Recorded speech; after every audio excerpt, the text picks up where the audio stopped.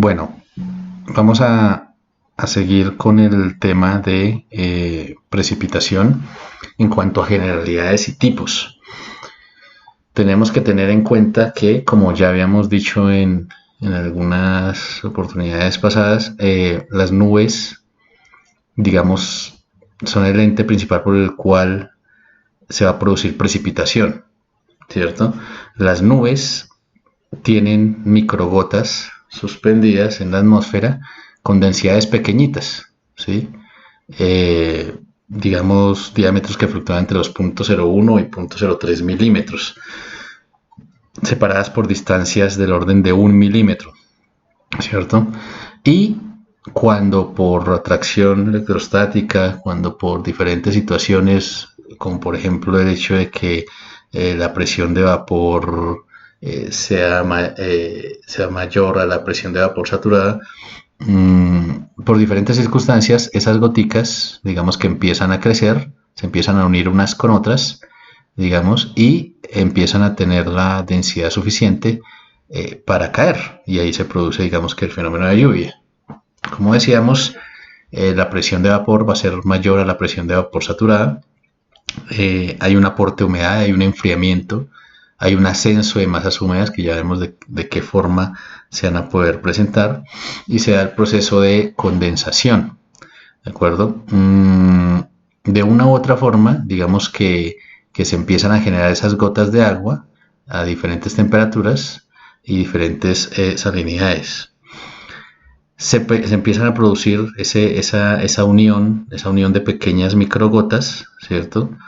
Por tracción electrostática, atracción hidrodinámica debido a turbulencia, microturbulencia, succión de gotas pequeñas por gotas mayores, y empezamos, digamos, a ver un fenómeno nuboso donde las nubes nosotros las vemos un poquito más negritas, ¿cierto?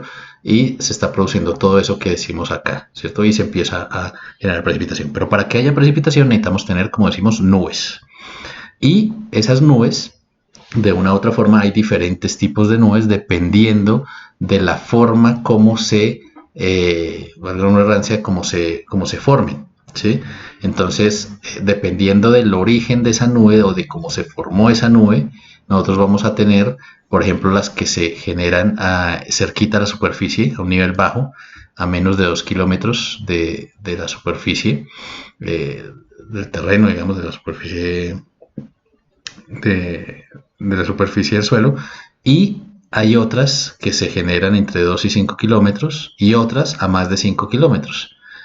Dependiendo del tipo de nube que nosotros vayamos a tener, dentro de las cuales, las que están a menos de 2 kilómetros vamos a tener un tipo de nubes, las que están entre 2 a 5 otro tiene un tipo de nubes, las que están a más de 5 kilómetros otro tipo de nubes.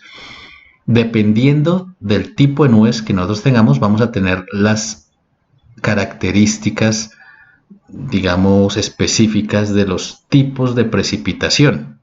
¿De acuerdo? Entonces vamos a tener precipitaciones o más intensas o menos intensas dependiendo de estos tipos de nubes. Por eso es tan importante conocer los diferentes tipos de nubes que podemos llegar a tener en diferentes regiones, porque de eso va a depender las intensidades de precipitación. Entonces, las que están a menos de 2 kilómetros tenemos las cumulus CU, las cumulonimbus CB, las stratocumulus SC, las stratus ST, las nimbus stratus NB, ¿de acuerdo? Las que están o se forman entre 2 a 5 kilómetros están los altocumulus AC, los altos stratus AS, y las que están a más de 5 kilómetros, que estas normalmente no las alcanzamos a ver, sino las vemos es ya cuando, si ustedes van en un avión, cuando ya están, digamos,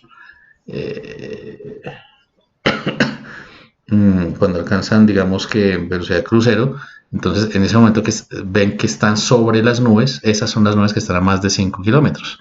¿De acuerdo? Lo que pasa es que desde la superficie normalmente no las alcanzamos a ver, vemos el cielo supuestamente azul, pero cuando el avión ya está, digamos, de manera estable, está sobre esas nubes y ahí sí las vemos claramente, y estas están a más de 5 kilómetros. Entonces están las cirrus, las cirrocumulus CC y las cirrus stratus CS. Entonces, ¿cómo se forman cada una de esos tipos de nubes? Fíjense, Se pueden formar por convección, por ascenso orográfico, por ascenso por cortante, por ascenso frontal. Las que se forman por convección, por ejemplo la CU y la CB, básicamente lo que nos está diciendo es que el aire, digamos, va circulando sobre la superficie y ese roce con la superficie genera un calor, ¿de acuerdo? Y el calor ustedes saben que genera que esa corriente de aire que adquiere mayor temperatura empieza a subir porque el aire cálido pesa menos que el aire frío, ¿de acuerdo? Es menos denso. Entonces al tener más calor, sube, ¿de acuerdo? Y ese ascenso de masas de aire genera el tipo de formación de nubes CU y CB. Otras por ascenso orográfico. ¿Qué pasa cuando hay un ascenso orográfico? Básicamente que la corriente de aire va y choca contra, por ejemplo, una montaña o contra un cerro o contra algún accidente orográfico o topográfico. Entonces ese choque genera que el aire suba, ¿de acuerdo? Y vamos a tener nubes ST, NB, CU o CB dependiendo de la estabilidad atmosférica. Vamos a tener un ascenso por cortante, ¿de acuerdo? Donde tenemos velocidades diferenciales de viento con altura, ¿de acuerdo? Induce turbulencia atmosférica y resulta en la formación de nubes AC, CC y CI, ¿de acuerdo? Básicamente son velocidades de vientos diferenciales, ¿de acuerdo? Y hay un choque entre diferentes corrientes y ese choque genera nuevamente aumento de temperatura, sube el aire y se producen estas. Hay un ascenso frontal, básicamente es el choque, ya no roce de diferentes tipos de corriente de aire, sino que voy a tener directamente choques entre frentes. ¿De acuerdo? Entonces eso nos va a producir nubes CS, AS, ST, NB, CU, CB, AC. Acá tenemos, por ejemplo, una cumulonimbus, ¿sí? Típica formación de una cumulonimbus. Normalmente con diámetros cercanos a los 5 kilómetros. Aquí está la formación de una precipitación convectiva. Acuérdense cuando el aire empieza a adquirir calor por roce contra la superficie. Y una precipitación orográfica. Entonces fíjense lo que decíamos de que el aire choca contra un accidente orográfico. Se nos forma la nube. ¿De acuerdo? Y los choques de frentes, ¿no? Cuando el aire frío choca a un frente, una columna de aire cálido, se llama frente frío, y cuando es al revés se llama frente cálido. ¿De acuerdo? Frente frío y frente cálido.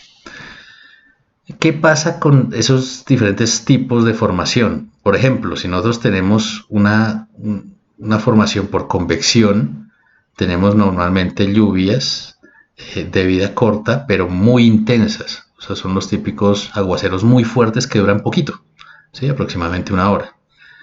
Tenemos, por ejemplo, las precipitaciones orográficas, ¿de acuerdo? Que es, digamos que el recíproco de este tipo de formación 1. Aquí lo que tenemos son lluvias, digamos, de alta duración y poca intensidad, ¿de acuerdo? Entonces eso, por ejemplo, se da mucho, digamos, cuando tenemos un cerro en la región o en la zona, cuando tenemos una montaña alta pegada a una ciudad, ¿sí? Esto se da mucho, por ejemplo, en Bogotá.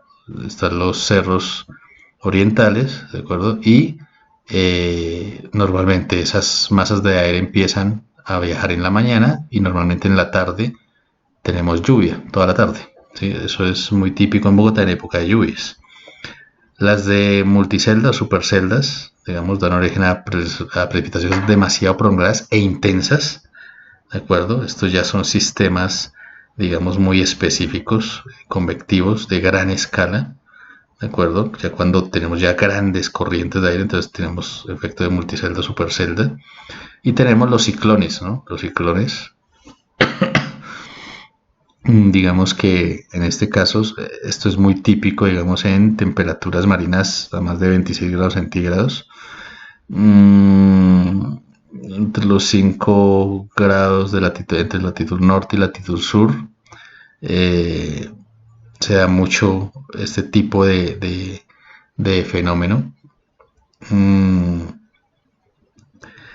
digamos que combina, ¿no?, lo que es gran cantidad de lluvia y velocidades de viento pues muy, muy fuertes, ¿de acuerdo?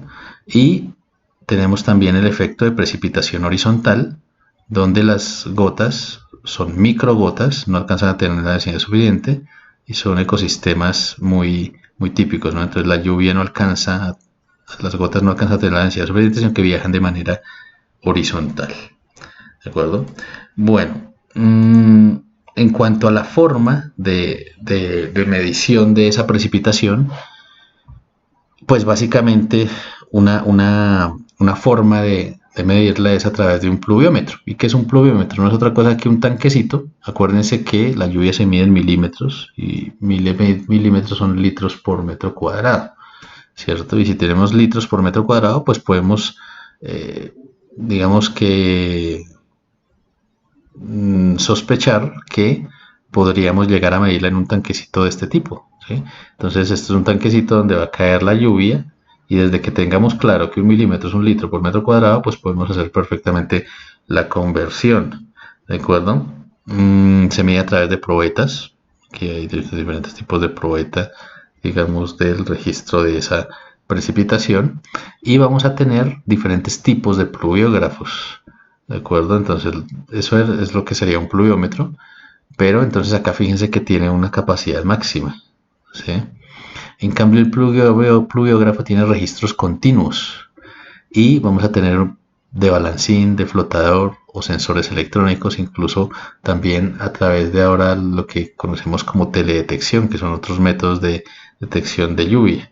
En ese sentido, les voy a pedir que investiguemos para la próxima clase cómo funciona cada uno de estos pluviógrafos, ¿de acuerdo? Para incluirlo en el taller que haremos el día de la próxima clase, ¿de acuerdo?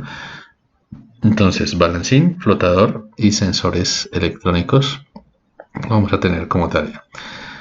Vamos ahora a ver cómo medimos o cómo se mide, una vez registrado, cómo vamos a capturar esa información.